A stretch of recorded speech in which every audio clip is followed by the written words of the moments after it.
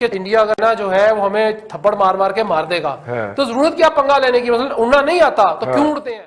इस सब चाइना को तकलीफ ये हो रही है कि वो जो कुछ बेहतर इलाका था जहां से वो उनको रोक सकते हैं, इंडिया इसने ले लिया है। पाकिस्तान सियाचिन से अपनी जगह वापस नहीं ले सका, लेकिन अनफॉर्चुनेटली हमें शदीद नुकसान के बाद कारगिल खाली करना पड़ा। चाइना के लिए बड़ा क्रिटिकल टाइम है। क्या इसका जो लद्दाख के बॉर्डर कमांडर लेवल की कोई मीटिंग हो रही थी टेंशन को ईज करने के लिए, चाइना कि वो आया है, उसने लाइन ऑफ एक्चुअल कंट्रोल की वायलेशन की है, ये वहां पे क्लैश हो गया। ऐसा नहीं होना चाहिए, जंग नहीं होनी चाहिए जी। लेकिन इसकी नौबत क्यों आ रही है? ये दूसरा है। पहले क्लैश के अंदर तो बिल्कुल ही काम खराब हो गया था, और अभी वहां पे असला इस्तेमाल नहीं हो रहा, और ये हाथों की लड़ाई है जी वहां पे, जो कि दोनों अफवाह लड़ रही हैं चाइनीज, वो जो है इसमें बुरी तरह फ्लॉप और बेनकाब हुए। अच्छा रिजवान साहब देखें, टेंशन तो है, होता ये है, वो जो मैं सियाचिन में रहा हूँ, मैंने ऑपरेट किया है, कोई 1 साल हमने वो एरिया को मैं बड़ी अच्छी बखूबी जानता हूँ। होता ये है, जो इस टाइप के जो ग्लेशियर्स टाइप के एरियाज होते हैं, जो वहाँ पे जब कोई भी कैप्चर कर लेता है तो वो वकेट कराना बड़ा मुश्किल हो जाता है। पाकिस्तान, और आप देख लें हमने 3 जंगें लड़ ली हैं, और हिंदुस्तान का और हमारा मुआवजना आप करें तो वो भी एक बड़ा मुल्क है, बड़ा मुश्किल हो जाता है कैप्चर करना।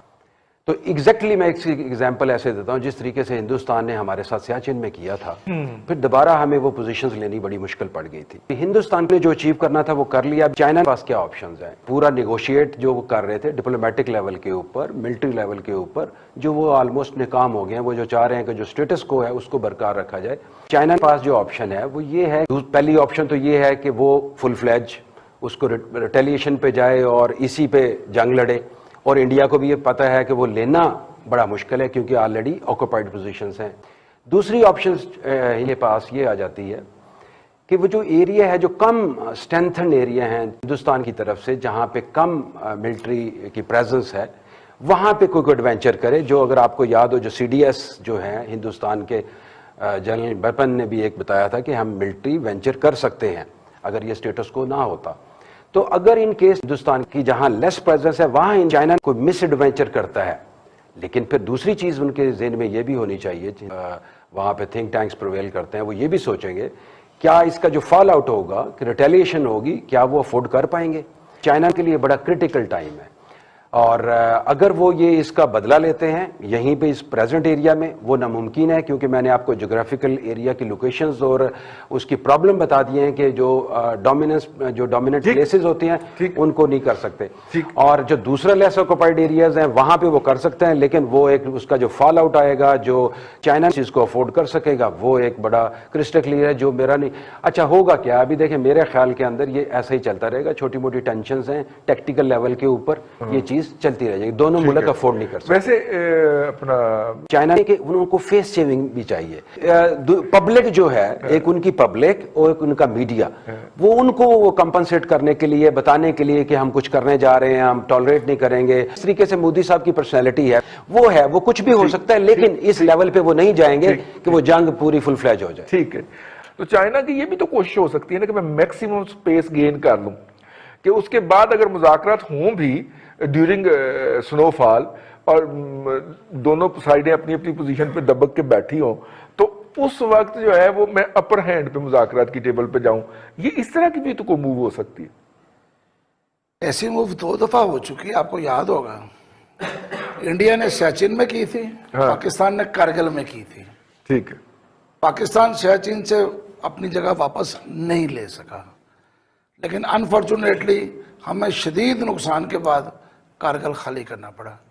हम वहां से वापस आ गए और हमने वो चीजें, वो जगह छोड़ दी जहां से इंडिया का हमने राब्ता सियाचिन के साथ बिल्कुल अपने सामने रखा हुआ था, और जब चाहे मर्जी किसी को रोक लेते आप, ऊपर कोई नहीं जा सकता। प्रॉपर प्लान अब तो ये साबित हो गया ना कि हमने जो कुछ किया था वो भी हमने अपने किया, अपने प्लानिंग के साथ ही था। नहीं बात नहीं, सप्लाई फिर आप सिक्योर करते हैं ना। पहले इंडिया ने हेलीज के जरिए सप्लाई सिक्योर की ना सर। नहीं, हेलीज के जरिए तो आप कभी भी कर सकते हैं, आप भी तो सियाचिन में क्या हो रहा है होते थे भाई। देखिए सियाचिन के साथ उन्होंने वो ऐसी तरह पहुंचे थे जब बर्फबारी थी, और पाकिस्तान को सरप्राइज मिला था जब ऊपर वो पहुंच चुके थे, चाचू हम तो नीचे रह गए चाचू चंद एरोनॉटिकल माइल के ऊपर सकर्दू मौजूद था। इंडियन एयरफोर्स जब वहां पे आके मिग 29 मार रही थी तो हम क्यों नहीं अपने F-16 मार सके वहां पे? मेरा ख्याल है कि अगर आपको याद हो कि जब कारगिल हुआ है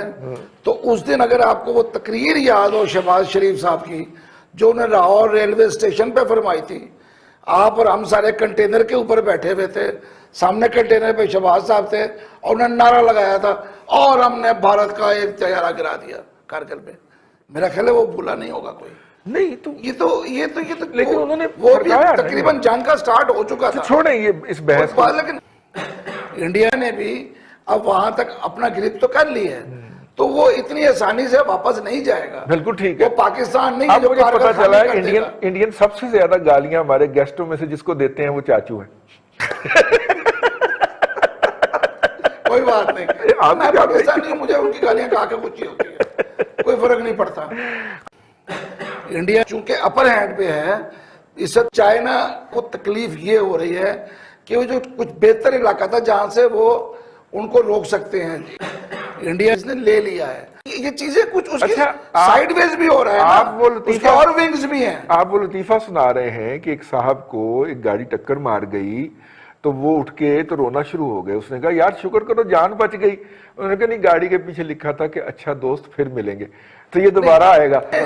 चाइना जो है, अगर उनकी ये गलती, इसलिए एक चीज समझने वाली बात है, अमेरिका इस वक्त फार ईस्ट में जिस तरह उनको घेर रहा है, जिस तरह पूरी बहरिया अमेरिका की उस इलाके में बेड़े जा रहे हैं और जिस तरह से उन्होंने वहां पे उनको घेरा हुआ है, ठीक चाइना का इस वक्त पूरा जो है वो सी पैक रूट जो है उसको उन्होंने सेव करना है। सही, ये बात अब समझ लेनी चाहिए। ठीक, कोई चाइना को, हर मुल्क को हक है कि वो मुतबादिल रास्ता अपना क्लियर रखे। सही, चाइना को सी पैक क्लियर रखना है। सी पैक क्लियर रखने के लिए स्कर्दू, लद्दाख, ऊपर सारा इलाका जो है वो जितना उनका ज्यादा कंट्रोल होगा उतना सी पैक महफूज होगा। तो उन्होंने भी अपनी चीजें देखनी है।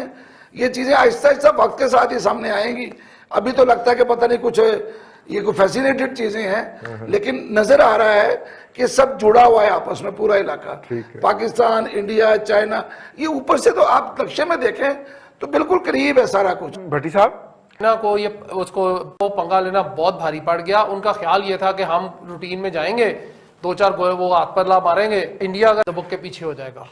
इंडिया अगर देखें जी सुपर पावर है, ये 3 महीने से स्टैंड ऑफ जारी है। मोदी को पाकिस्तान बुलाएं और उसको निशाने इम्तियाज अनायत फरमाएं या इससे भी बड़ा कोई अवार्ड दें तो दुनिया आपको मजीद सराहेगी। उन्हें राहदारी खोली, किसके बाप पे एहसान। जो कारकर्दगी है उसको भी गिनवाया है। तो बात यह है कि वज़ीर ख़ारजा ने पूरी दुनिया में मईशत का एक अच्छा इमेज है वो पेश किया है और जग को बताया है कि पाकिस्तान एक पुरअमन मुल्क है। तो क्या गैर मुल्की सरमायाकार भी पाकिस्तान आएंगे और ख़ारजा पॉलिसी की कामयाबी से मुल्की मईशत कितना तगड़ी होगी?